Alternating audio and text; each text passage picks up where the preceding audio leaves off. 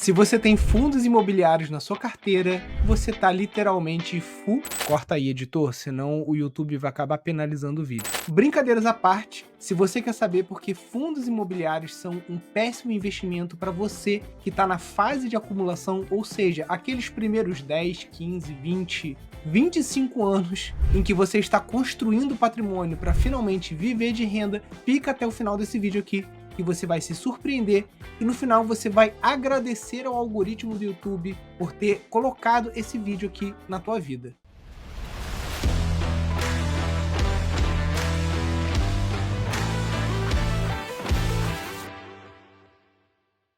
Seja bem-vindo aqui no canal. Meu nome é Nilson Dias, fundador do projeto Família Investidora. Eu possuo um MBA pela Fundação Getúlio Vargas, invisto desde 2007 e aqui a gente te ensina a se aposentar 15 anos mais cedo, com uma renda 3 vezes maior do que você teria utilizando fundos imobiliários, ações, dividendos e renda fixa no Brasil, para que você consiga uma aposentadoria segura, utilizando as maiores economias do mundo e recebendo um salário em moeda forte, garantindo o teu poder de compra ao longo das próximas décadas. E já lembrando, para você assinar o canal, clica no quadradinho vermelho aqui no cantinho da tela, clica no sininho e ativa as notificações, porque eu tenho certeza que depois que você conhecer a nossa estratégia, que não é uma estratégia desenvolvida por mim, é apenas uma estratégia muito comum nos Estados Unidos, na Europa, no Japão, que eu estou trazendo aqui para o Brasil, com certeza você não vai querer perder mais nenhum vídeo aqui da Família Investidora. Segura a mão aí no joinha, porque eu não vou te pedir o joinha agora, assiste até o final, deixa seu comentário aqui, se você achar que esse vídeo agregou algum valor para você, pode dar o teu joinha. Nem o Luiz Barsi investe nos fundos imobiliários. Ah, Nilson, mas o patrimônio dele é muito grande, ele não tem nem como investir em fundos imobiliários, dado a sua fortuna. Sim, esse é apenas um dos pontos que fazem com que o Luiz Barsi não coloque os fundos imobiliários na sua carteira, mas existem muitos outros pontos fracos. Primeiro é a sensibilidade dos fundos imobiliários a dados macroeconômicos. Ele acaba tendo uma correlação inversa com a taxa de juros no Brasil, ou seja, quanto mais a Selic sobe, mais as cotas dos fundos imobiliários caem, quanto mais a Selic desce, mais as cotas dos fundos imobiliários se valorizam. Além disso, os fundos imobiliários possuem um alto custo estrutural. Existem muitos fundos imobiliários que têm taxa de performance acima do CDI e muitos que possuem gestões que digamos até que poderiam ser classificadas como fraudulentas, induzindo aquele investidor iniciante incauto a entrar em esquemas que, apesar de serem regulamentados ali pela CVM, são altamente arriscados e podem te levar a perder mais de 70% do patrimônio. Você duvida disso? Então dá uma olhada aqui nesses gráficos do DEVA 11, HCTR 11,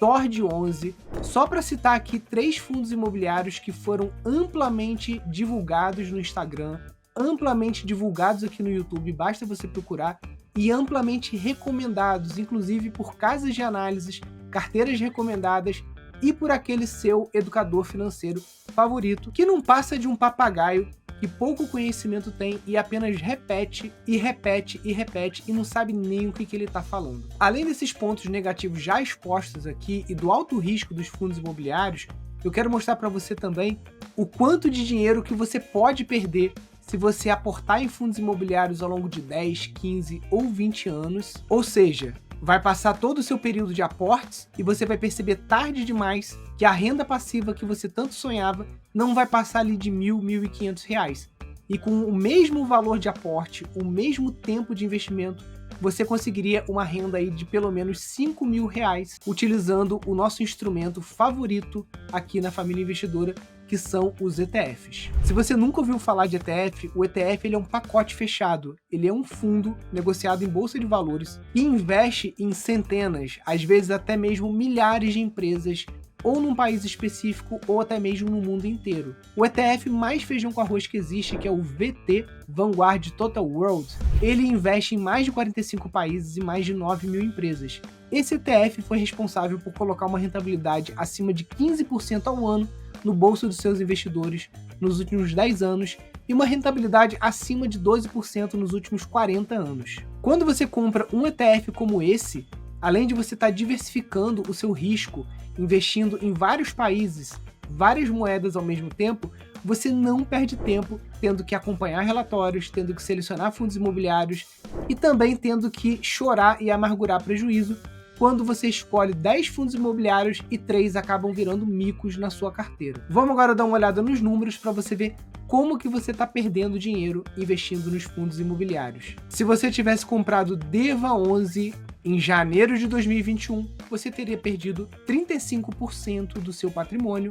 enquanto você teve uma rentabilidade de 23% com o ETF VOO e uma rentabilidade de 21% com o HGLG11. E se você tivesse começado a investir no HCTR11 em 2020, hoje você teria tido um prejuízo de aproximadamente 26% do seu patrimônio, enquanto você teria uma rentabilidade de 27% com o HGLG11 e uma rentabilidade de mais de 90% com o ETF VOO. Ah, Nilson, mas você só pegou FI que virou mico, que deu ruim, né? Pega um FI bom aí, então, para mostrar pra gente. Bom, a gente pode pegar aqui o MXRF11, que é simplesmente o fundo imobiliário que tem o maior número de cotistas no Brasil, seguido do próprio HGLG11, que é o segundo lugar. E você vê que os dois não saíram do lugar em 10 anos, quando a gente compara com um ETF como o VOO. E se a gente colocar aqui na nossa lista de ETFs também o ETF da Nasdaq, que são as 100 maiores empresas de tecnologia dos Estados Unidos, você vai ver que nesse período você teria 956% de rentabilidade investindo nas maiores empresas de tecnologia do mundo, ao invés de você ficar correndo risco investindo em fundo imobiliário de papel no Brasil. Ouso dizer que o risco de você perder dinheiro com fundos imobiliários de papel é muito maior do que você se expor com responsabilidade num percentual da sua carteira a um ETF como o ETF QQQ, que investe nessas empresas da Nasdaq. Ah, Nilson, mas ETF não me paga dividendo com a mesma frequência que os fundos imobiliários. Como que eu vou fazer para viver de renda depois que passar esses 10, 15 ou 20 anos aportando em ETFs? Eu estou comprando fundo imobiliário porque ele me paga um salário todo mês, eu reinvisto esse salário, compro umas cotas e lá no final o efeito bola de neve vai me dar um salário legal. Só que não, como a gente viu aqui, potencialmente o teu salário vai ser 3 vezes menor, ou seja, você poderia ter uma renda de R$2.000 com fundos imobiliários ou R$6.000 com ETFs. Após a fase 1, que é essa fase de acumulação, onde você adquiriu cotas e cresceu o seu patrimônio na maior taxa de juros compostos possível, reinvestindo dividendos e chegando no maior patrimônio, que é o que importa no final das contas, aí sim você pode pensar em viver de renda e escolher uma das estratégias para você viver de renda. Você pode, inclusive, vender todo o seu patrimônio, trazer para o Brasil novamente e comprar tudo de fundo imobiliário. Nesse momento, aí sim os fundos imobiliários são muito bem-vindos, apesar de que eu continuo achando uma estratégia péssima você trazer o seu dinheiro todo para o Brasil, alocar em imóveis e ter uma renda que vai acabar caindo e perdendo o seu poder de compra com o passar das décadas. A não ser que você pegue pelo menos 50% a 60% do que você receber de proventos de fundos imobiliários e reinvestir nessa carteira comprando mais cotas. Você pode também escolher outra estratégia de deixar o seu patrimônio fora do Brasil e vender um total de 4% da sua carteira anualmente, sem se importar muito com os dividendos. Simplesmente você vende 4% dos seus ETFs, vive a sua vida. Por exemplo, se você acumular um valor de $300 mil, você pode vender $12 mil